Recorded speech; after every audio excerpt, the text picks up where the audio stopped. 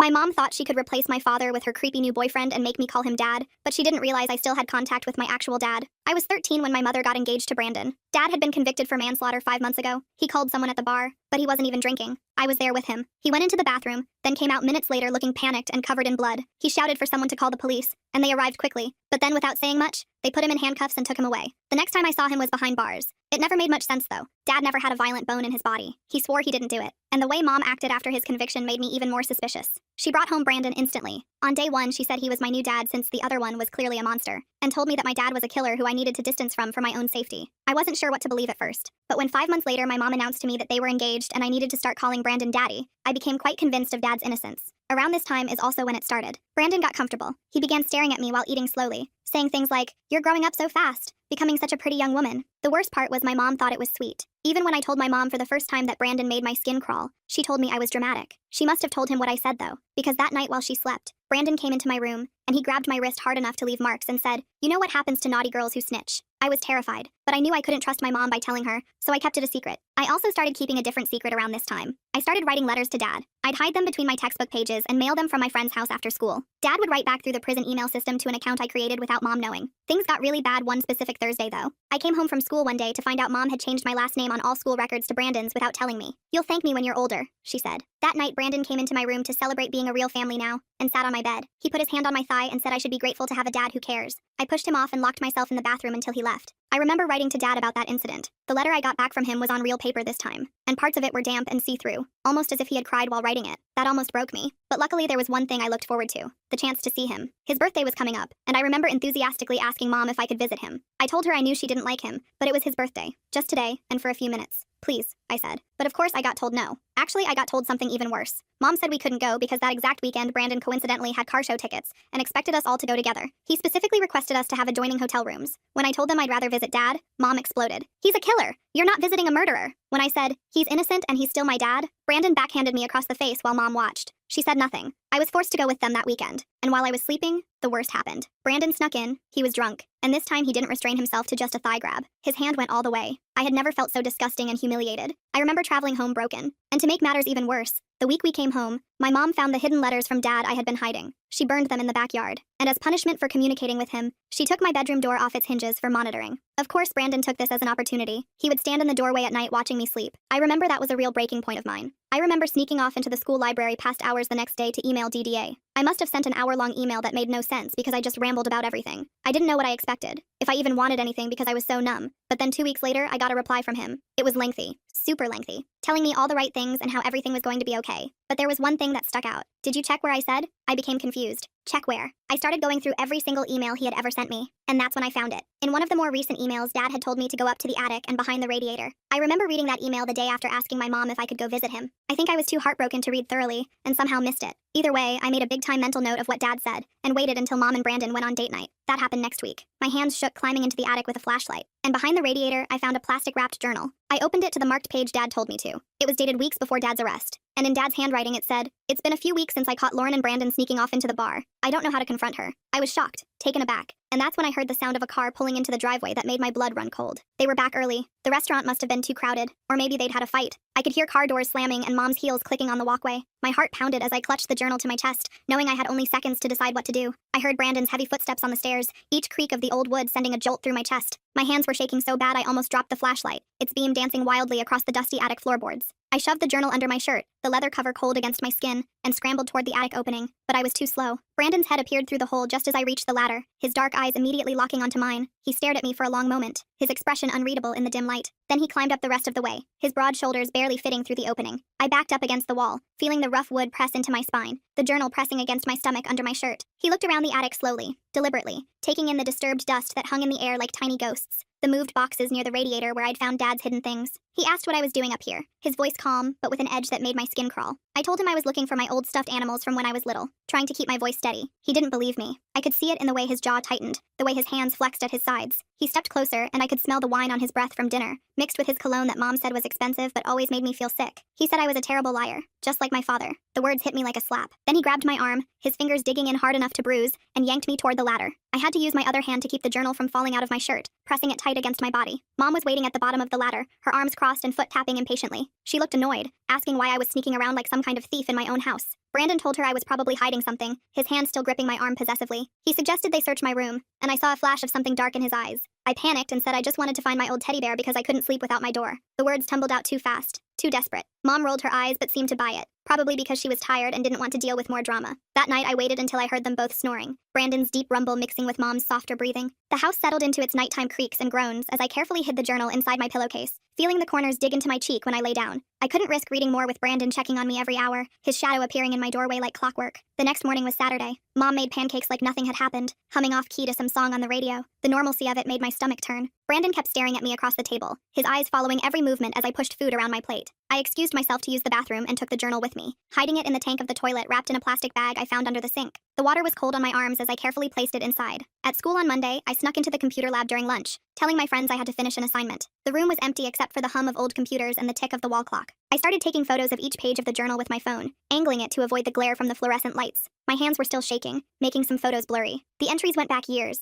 Dad's familiar handwriting becoming more frantic as time went on. Dad wrote about his suspicions, about seeing Brandon's car at weird hours parked down the street, about Mom acting strange and distant. One entry mentioned finding a receipt for a motel in Mom's purse when he was looking for gum. Another talked about Brandon showing up at the bar during Dad's shifts, always watching from a corner booth, always lurking like a predator studying its prey. I uploaded everything to a cloud account I made with a fake name, my heart pounding as the progress bar slowly filled. Then I deleted the photos from my phone, checking twice to make sure they were really gone. I knew Brandon might check it. He'd been going through my things more lately. When I got home that day, he was waiting in my room, sitting on my bed like he owned the place. He'd gone through everything. My drawers were dumped out, clothes scattered across the floor like fallen leaves. My mattress was flipped, the box spring exposed. Even my old jewelry box was emptied, cheap necklaces and friendship bracelets tangled together. He asked where it was, his voice dangerously quiet. I played dumb, asking what he was talking about, trying to look confused instead of terrified. He grabbed my shoulders and shook me hard, my teeth clicking together. He said he knew I found something in the attic, that he wasn't stupid. Mom came home then, her keys jingling as she called out hello. She asked what was going on, surveying the destruction of my room with raised eyebrows. Brandon smoothly lied, his entire demeanor changing in an instant. He said he was helping me reorganize my messy room, that I'd asked for his help. He even smiled, that fake smile that never reached his eyes. She believed him like always, probably because it was easier than asking questions. That night at dinner, Brandon announced they were moving up the wedding. Instead of next year, it would be next month. He said he couldn't wait any longer to make our family official. Mom squealed with excitement, clapping her hands like a child. I felt sick, the chicken on my plate suddenly looking gray and unappetizing. Over the next few weeks, Brandon watched me constantly. He installed a camera in the hallway pointing at where my door used to be, the red light blinking at me like an evil eye. He started driving me to and from school, no more bus with my friends. He'd wait in the parking lot, engine running, watching everyone who talked to me. He took my phone at night, placing it on his nightstand where I couldn't reach it. But I kept working during the day. I printed pages from the journal at school and hid them in my locker, taping them behind old textbooks. I needed help but didn't know who to trust. My teachers seemed oblivious. My friends wouldn't understand. Then I remembered Uncle Henry. He was Dad's best friend since high school, the kind of guy who showed up to help without being asked. They'd been inseparable until Dad's arrest. Mom had banned him from contacting us after that, saying he was a bad influence, that he enabled Dad's violent tendencies. But I knew that was a lie. Uncle Henry was a good man who smelled like sawdust, and always had butterscotch candies in his pocket. He worked construction, and had 3 kids of his own, twin boys and a little girl who called me her big cousin. I found his number in an old address book Mom had forgotten about in the kitchen junk drawer, buried under expired coupons and dead batteries. I called him from the payphone outside school during PE class, the metal cold against my ear. I told the teacher I felt sick and needed air, clutching my stomach for effect. Uncle Henry answered on the 3rd ring, his gruff voice softening when I said who I was. I talked fast, words tumbling over each other, telling him I needed help, that Dad was innocent, that I had proof. He told me to slow down, to breathe. Then he said to meet him at the public library after school the next day. He'd tell my mom he saw me walking and offered a ride if she asked. His voice was steady, reassuring, and for the first time in weeks, I felt like maybe things would be okay. Brandon was suspicious when I said I was staying late for a group project. He grilled me about who was in my group, what the project was about, which teacher assigned it. But my history teacher backed me up when he called to check, probably annoyed at being bothered during her planning period. I practically ran to the library, my backpack bouncing against my spine. Uncle Henry was waiting in the parking lot in his old pickup truck. The red paint faded but clean. He looked older than I remembered, with more gray in his beard and deeper lines around his eyes. I showed him photos of the journal entries on my phone, swiping through them quickly. His face got darker with each one, his knuckles white as he gripped the steering wheel. He said he always knew something was off about Dad's arrest. The story never made sense. Too many holes, too convenient. He asked if I still had the actual journal. I told him where I hid it, and he nodded approvingly. He said we needed more than just Dad's suspicions. We needed real evidence, witnesses, something concrete. He knew some people who worked at the bar that night. Maybe they saw something, remembered something the police didn't bother to ask about. Over the next 2 weeks, I met Uncle Henry at the library 3 more times. Each meeting felt like a spy movie, checking over my shoulder, taking different routes. He'd tracked down Edward, who was working security that night. Edward was a big guy with kind eyes who remembered everything. He remembered Brandon being there, which was weird because Brandon had told police he was home all evening watching TV. Edward said he saw Brandon go into the bathroom right before Dad, maybe 30 seconds. But Edward had been too scared to speak up after Dad got arrested so fast, afraid of getting involved, afraid of Brandon, who had connections everywhere. Uncle Henry also found Carolyn, who was bartending that night. She had curly red hair and a sharp memory for faces. She said Brandon had been coming around for weeks before the incident, always asking about Dad's schedule, pretending to be friendly. She thought it was strange but didn't think much of it at the time. People asked about regulars all the time. She remembered Brandon ordering a drink that night, a whiskey neat, then disappearing for a while before the body was found. She'd been the one to call 911, her hands shaking so bad she could barely dial. The breakthrough came when Uncle Henry talked to Brian, who managed the bar. Brian was an older guy who'd run the place for 20 years. Brian mentioned they'd upgraded their security system a month before the incident. The police had only taken the main camera footage, but there was a backup system that recorded the hallway to the bathrooms. Brian still had those files on an old hard drive in his office.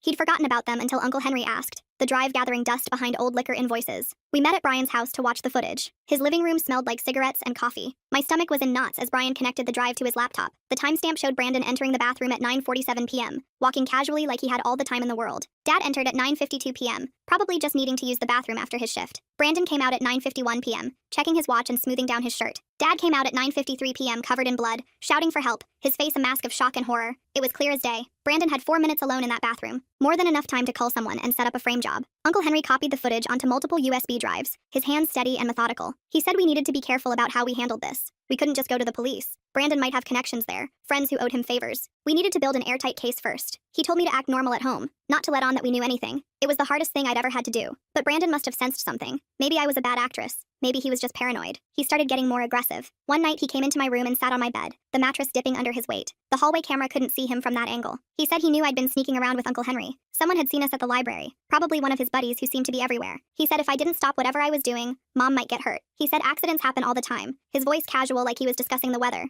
People fall downstairs, cars have brake problems, gas leaks happen. I understood the threat, felt it settle in my chest like a cold stone. I was terrified but tried to stay calm, keeping my breathing even. I told Uncle Henry at our next meeting, whispering even though we were alone. He said we needed to move faster. He'd been in touch with Dad's lawyer, showing him what we'd found. The lawyer was excited but cautious. He said we needed the original journal too. It would strengthen the case, prove the photos weren't doctored. I told him I'd get it, even though the thought made me want to throw up. That night I waited until 3 a.m., watching the clock's red numbers change with agonizing slowness. I crept to the bathroom, my bare feet silent on the carpet. I carefully retrieved the journal from the toilet tank, the plastic still protecting it. It was still dry in its plastic wrapping. Dad's words safe. I put it in my backpack for school, zipping it into the inner pocket. But when I came out of the bathroom, Brandon was standing in the hallway like a ghost. He asked what I was doing up, his eyes glinting in the darkness. I said I felt sick, holding my stomach. He stared at me for a long moment, then let me pass. I felt his eyes on my back all the way to my room. The next morning, my backpack was gone. I found it in the kitchen, empty, its contents spread across the table. Brandon was sitting at the table with the journal in front of him, flipping through pages with theatrical interest. Mom was reading it, her face pale and confused. Brandon had told her I'd been writing fantasy stories about him, that I was disturbed, that I needed help. He'd started pointing out specific entries,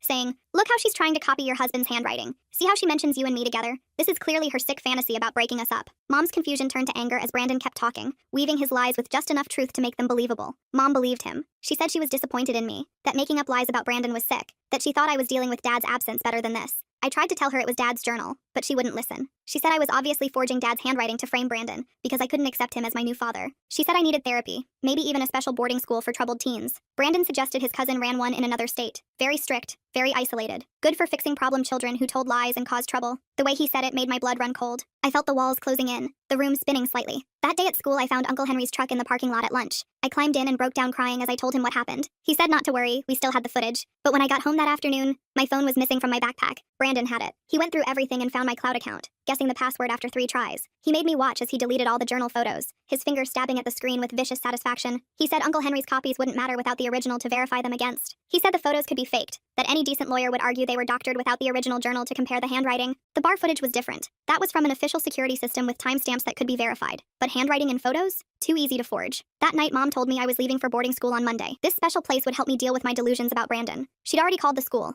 They were expecting me. It was 1,000 miles away in the mountains. No phones allowed. No outside contact for the first 6 months to avoid negative influences. I realized this was Brandon's plan to shut me up for good, to make me disappear without actually calling me. I managed to slip out Saturday morning when Mom went grocery shopping and Brandon was in the shower. I could hear the water running as I eased open the front door. I ran to Ashley's house and used her phone to call Uncle Henry. Ashley's mom was at work and Ashley covered for me, bless her. I told him about the boarding school. He said to pack a bag and meet him at the library in an hour. But when I got back home, Brandon was waiting on the front steps, his hair still damp. He'd noticed I was gone. He dragged me inside by my hair, my scalp burning. Mom wasn't back yet. He threw me against the wall hard enough to knock a picture frame down and said I'd ruined everything. He said he'd worked too hard to let a bratty kid destroy his plans. He said Dad deserved to rot in prison, that he'd been planning this for months before that night at the bar. He said Mom was easy to manipulate, so desperate for attention after Dad started working 2 jobs to pay off the mortgage. I asked him why he called that man in the bathroom, needing to hear him say it. Brandon laughed, an ugly sound. He said the guy was just in the wrong place at the wrong time. Brandon had gone in there to plant a bloody knife he'd prepared, one that would have Dad's prints on it from the kitchen at home, but the hammered guy saw him placing it near the sink and started asking questions, getting too close. So Brandon had to silence him, quick and messy, using that same knife. Then when Dad came in minutes later to help, it was perfect. The blood was fresh, Dad's prints got on everything when he tried to help the victim, tried to stop the bleeding, and in the chaos, Brandon pocketed the actual murder weapon and left a different knife at the scene, one he'd also prepared but that wouldn't trace back to him. I was recording everything on Ashley's phone that I'd hidden in my pocket, the record button pressed before I even walked in. Brandon didn't notice. He was too busy ranting about how smart he'd been, how he'd worn gloves, how he'd studied the bar's schedule for weeks. He said after Dad was gone, marrying Mom was just smart business. She had good life insurance from her job at the hospital, and I'd be worth even more in Social Security if something happened to her.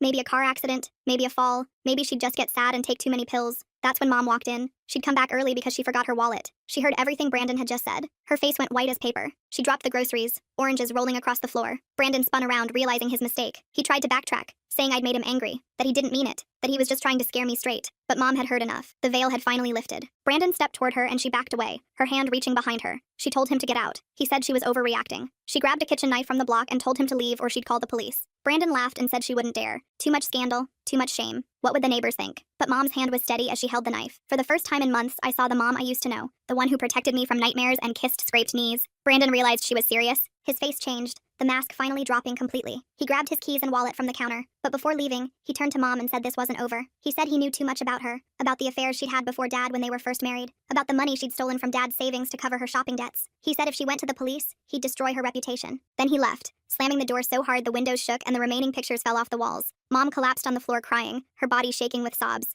I sat next to her and showed her the recording on Ashley's phone. She listened to Brandon's confession again, her face crumbling more with each word. She kept saying she was sorry, that she'd been so stupid, that she'd failed me and Dad both. I told her we needed to call the police now, but she was scared of Brandon's threats, scared of losing everything. I called Uncle Henry instead. He came over within minutes with the bar footage on a USB drive. We sat Mom down at the kitchen table and showed her everything. The journal entries I'd saved screenshots of, the security footage showing Brandon's movements, the witness statements he'd collected and had notarized. Mom threw up when she realized she'd been sleeping next to Dad's killer for months, that she'd been planning a wedding with him. She finally agreed to call the police. 2 detectives came to take our statements. They were professional but kind, offering Mom tissues and speaking gently to me. They listened to the recording of Brandon's confession multiple times. They watched the bar footage on our laptop. They took the journal as evidence, handling it carefully with gloved hands. One detective said they'd been having doubts about Dad's case anyway. The forensics had never quite added up, but the pressure to close the case had been intense. Brandon's confession filled in all the gaps. They put out an arrest warrant for Brandon that night, but he'd disappeared. His apartment was empty, cleaned out in a hurry. His car was gone. The police said not to worry, they'd find him. They put a patrol car outside our house just in case. Mom and I didn't sleep that night. We pushed the couch against the front door and sat in the living room with all the lights on, jumping at every sound. The next morning, Uncle Henry called. He'd heard from his construction buddies that Brandon had been spotted at a motel 2 towns over,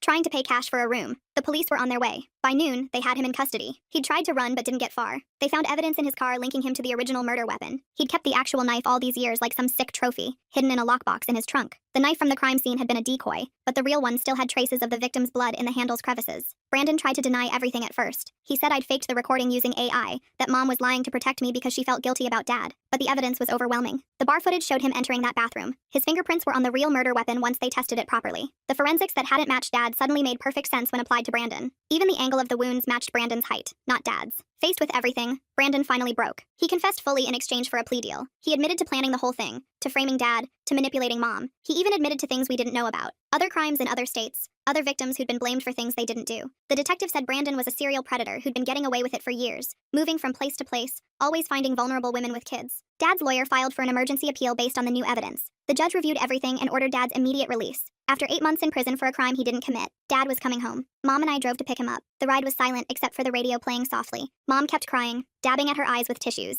I didn't know what to say, my throat tight with emotion. When the prison gates opened and Dad walked out, he looked smaller than I remembered. Thinner, older, his hair more gray than brown now, but his eyes lit up when he saw me. I ran to him and hugged him tighter than I'd ever hugged anyone. He smelled different, like industrial soap and sadness, but he was still my dad. He held me and cried into my hair, whispering that he'd missed me so much, that he'd never stopped believing I'd know the truth. Mom stood back, unsure, wringing her hands. Dad looked at her for a long moment. Then he said they'd talk later, that right now he just wanted to go home. The drive back was quiet except for Dad asking small questions. How was school? Had I grown taller? Was my favorite restaurant still open? Normal Dad questions that felt anything but normal after everything we'd been through. We got home and Dad just stood in the doorway for a minute, looking around like he was memorizing everything. The house looked different without Brandon's stuff everywhere. Mom had thrown out anything he'd touched, leaving weird empty spaces on shelves and walls. Dad walked through each room slowly, running his fingers over furniture, picking up picture frames that Mom hadn't gotten around to replacing yet. That first night was awkward as hell. Dad slept on the couch even though Mom offered him their old bedroom. I heard him moving around at 3 a.m., probably couldn't sleep after months in a cell. I found him in the kitchen making coffee with shaking hands. We sat at the table in silence until he finally asked if I was okay. Really okay. I told him about Brandon, about everything. He listened without interrupting, his jaw getting tighter with each detail. When I finished, he said he was sorry he couldn't protect me. I told him it wasn't his fault. The next few days were a blur of lawyers and paperwork. Dad's lawyer was working on getting his record completely cleared, not just overturned. There was talk of compensation for wrongful imprisonment, but Dad said he didn't care about money. He just wanted his life back. Mom kept trying to talk to him, following him around the house, but he wasn't ready. He'd answer her questions with one word and find excuses to leave the room. Brandon's trial date was set for 6 months out. The prosecutor said with his confession and all our evidence, he'd probably get life without parole. They'd linked him to 3 other murders in different states, all with similar patterns. He'd frame someone close to the victim, then swoop in to comfort the grieving family. The detective said we were lucky, that his other victims hadn't survived to expose him. I went back to school, but everything felt different. Kids whispered when I walked by. Everyone knew about Brandon and Dad by now. Ashley stuck by me though, and a few other friends who actually mattered. My teachers were extra nice, which almost made it worse. I didn't want pity, I just wanted normal. But normal was gone, probably forever. Dad started working construction with Uncle Henry. Manual labor, he said, helped clear his head. He'd come home exhausted and covered in dust, but he seemed calmer. He was seeing a therapist too, some guy who specialized in wrongful conviction trauma. Dad didn't talk about the sessions, but I could see they were helping. He stopped flinching when doors slammed, stopped checking locks obsessively. Mom moved out after 2 weeks. She rented a small apartment across town, said she needed space to figure things out. I was relieved, honestly. The tension when her and Dad were in the same room was suffocating. She'd betrayed him in the worst way possible, even if Brandon had manipulated her. Some things you can't come back from. She asked if I wanted to stay with her sometimes, but I said no. I needed to be with Dad. The divorce papers came a month later. Dad signed them without reading them, just wanted it over. Mom gave him everything. The house, the car, full custody of me. Her guilt was eating her alive. She started seeing a therapist too, trying to understand how she'd been so blind. I felt bad for her sometimes, but then I'd remember how she chose Brandon over Dad, how she didn't believe me, and the sympathy would dry up. Uncle Henry became a regular at our house. He'd bring his kids over on weekends and we'd have cookouts like the old days. His twins, Elijah and John, were only 8, but they idolized Dad. They didn't care about his past, just that he could throw a football and tell funny stories. His daughter Deborah was my age and we got close fast. She understood what it was like to have your family turned upside down. Her mom had left when she was 10. 3 months after Dad got out, I had to testify at a pretrial hearing. The prosecutor said my testimony would help ensure Brandon couldn't claim insanity or coercion. I wore my nicest dress, the blue one Dad bought me for my birthday 2 years ago. My hands shook as I swore to tell the truth. Brandon sat at the defense table in an orange jumpsuit, looking smaller than I remembered. He tried to catch my eye, but I stared straight ahead. I told them everything. About the threats, the touching, the night at the hotel. The judge had to call a recess when I talked about finding Dad's journal because I started crying too hard to continue. Dad wasn't allowed in the courtroom since he might be called as a witness later, but Uncle Henry was there. He gave me a thumbs up from the gallery, reminding me I was brave, that I could do this. Brandon's lawyer tried to make me look like a confused kid, asking if maybe I'd misunderstood Brandon's intentions. I stayed calm and repeated what happened, exactly as it happened. The prosecutor showed the recording from Ashley's phone, and Brandon's face went gray. His lawyer asked for a plea deal that afternoon, 25 to life instead of life without parole. The prosecutor said no way. After the hearing, reporters tried to talk to us outside the courthouse. Dad shielded me with his body as we pushed through them to Uncle Henry's truck. They shouted questions about forgiveness, about moving forward, about how it felt to see Brandon in chains. We didn't answer. There was nothing to say that would make them understand. This wasn't entertainment. It was our life. Mom started sending me letters, long rambling apologies about how she failed as a mother, how she should have seen the signs. I read the first few, then started throwing them away unopened. Dad said I should consider forgiving her eventually, for my own peace, not hers, but I wasn't ready. Maybe I'd never be ready. She'd chosen a monster over her own family. Some things are unforgivable. Brandon's actual trial was brutal. They brought in his other victims' families, showing pattern after pattern of his behavior. One woman from Arizona testified about how he dated her after her husband died in a suspicious accident. She'd gotten bad vibes and dumped him, probably saved her own life. Another family from Nevada talked about their son who was serving time for a murder that sounded exactly like Dad's case. The prosecutor said they were reopening that case too. Dad testified on day 3. He wore his only suit, the one from their wedding that he'd kept for some reason. He talked about finding the body, about trying to help, about the confusion when they arrested him. He talked about prison, about missing my birthday, about writing letters I'd never get to read. His voice broke when he talked about the day I was born, how he'd promised to always protect me and felt like he'd failed. Brandon took the stand on day 5, against his lawyer's advice. He tried to paint himself as a victim of circumstance, said the man in the bathroom had attacked him first. But under cross-examination, his story fell apart. He contradicted himself, got angry, showed his true face to the jury. When the prosecutor asked about his plans for me and Mom, he refused to answer. His own lawyer looked defeated. The jury deliberated for 2 hours. Guilty on all counts. Murder, conspiracy, fraud, attempted assault on a minor. The list went on. The judge sentenced him to life without parole, consecutive sentences for each crime. Brandon didn't react, just stared at the table. As they let him out, he looked at me one last time. I stared back, wanting him to see that he hadn't broken me, that I'd won. Dad and I went to his favorite restaurant after, the little Mexican place that still had his picture on the wall from when he was a regular. The owner hugged him and said the meal was on the house. We ate in comfortable silence, both exhausted but relieved. It was over, really over. Brandon would die in prison and we could start rebuilding. Mom tried to come to the house the next week. Dad wouldn't let her in, talked to her through the screen door. She wanted to apologize again, wanted to try family family counseling. Dad said no, that ship had sailed. She needed to move on, and so did we. She cried and begged, but Dad stood firm. I watched from the stairs, feeling nothing. She'd made her choice, and now she had to live with it. I started seeing a therapist too, some lady named Dr. Cheryl who specialized in trauma. She helped me process everything, taught me it wasn't my fault, that I'd been incredibly brave. Some days I believed her, some days I didn't. But slowly, the nightmares stopped. I stopped checking locks obsessively, stopped flinching when men walked behind me. Progress came in small steps. Dad and I developed new routines. Sunday breakfast at the diner, Wednesday movie nights, helping Uncle Henry with projects on Saturdays. We talked more than we ever had before, about everything. School, friends, the future. He helped me with homework even though math wasn't his strong suit. He came to every school event, cheering too loud at my mediocre clarinet performances. We were learning how to be a family again, just the two of us. 6 months after the trial, Dad met someone. Carolyn, the bartender who testified, started coming around. First just as a friend, then something more. She made Dad laugh, real laughs, not the forced ones he'd been doing. I liked her. She didn't try to be my mom, just treated me like a person. She'd bring takeout and we'd watch bad movies, making fun of the plot holes. Dad smiled more when she was around. Mom eventually stopped trying to contact us. I heard from Ashley's mom that she'd moved to another state, starting fresh where nobody knew her story. Part of me hoped she'd find peace. Part of me didn't care. She'd been so easily fooled, so quick to replace Dad. Maybe Brandon had seen that weakness in her from the start. Maybe that's why he'd picked our family to destroy. A year after everything, Dad got a settlement from the state for wrongful imprisonment. Not millions, but enough to pay off the house and put money away for my college. He bought a new truck, took a vacation to the mountains, finally started living again. He kept working construction though, said he liked the honesty of it. You either built something right, or you didn't. No room for lies or manipulation. I turned 15 that spring. Dad threw me a big party, probably overcompensating for the birthdays he'd missed. Uncle Henry's family came. Carolyn was there. Even some kids from school showed up. We had a bounce house, which was ridiculous for teenagers, but nobody complained. Dad grilled burgers and told embarrassing stories about when I was little. For a few hours, we felt like a normal family having a normal party. That night, after everyone left, Dad and I cleaned up the yard in comfortable silence. He thanked me for believing in him, for never giving up. I told him I always knew he was innocent, that he wasn't capable of hurting anyone. He hugged me tight and said I'd saved his life. We both cried a little, but it was the good kind of tears, the healing kind. Life went on. I made honor roll, started dating a nice guy named Rory from my chemistry class. Dad threatened to clean his shotgun when Rory came over, but he was joking, mostly. Carolyn moved in after a year, bringing her cat Mr. Whiskers, who immediately claimed Dad's chair. We became a weird little family, built on shared trauma but held together by choice and love. Brandon died in prison 2 years later. Heart attack, the letter said. He was 43. I felt nothing when I read it, just closed the letter and went back to my homework. Dad asked if I was okay, and I said yeah, I really was. Brandon had been dead to me since the day they sentenced him. His actual death was just paperwork, nothing more. Mom sent a card for my 18th birthday. Just signed it, Love Mom, with no return address. I kept it for some reason, tucked in my desk drawer with other things I couldn't quite throw away. Dad said maybe someday I'd want to find her, make peace. Maybe he was right. Or maybe some bridges were meant to stay burned. Time would tell. I got into college on a full scholarship, planning to study criminal justice. Maybe become a lawyer, help other families torn apart by lies. Dad cried at graduation, embarrassing me in front of everyone. Carolyn took a million pictures while Uncle Henry's family cheered from the bleachers. My chosen family, the one that stood by me when everything fell apart. The night before I left for college, Dad and I sat on the porch swing, watching fireflies. He told me he was proud of me, that I'd become an amazing young woman despite everything. I told him I loved him, that he was the best dad anyone could ask for. We sat in comfortable silence. No need for more words. We'd survived the worst thing imaginable and came out stronger. That was enough. Looking back now, I sometimes wonder what would have happened if I hadn't found Dad's journal that night. If Brandon had succeeded in sending me away, if Mom had married him, if Dad had died in prison believing nobody cared. But I did find it. I did fight back. And sometimes that's all you can do. Fight for the truth and hope someone listens. In our case, they finally did.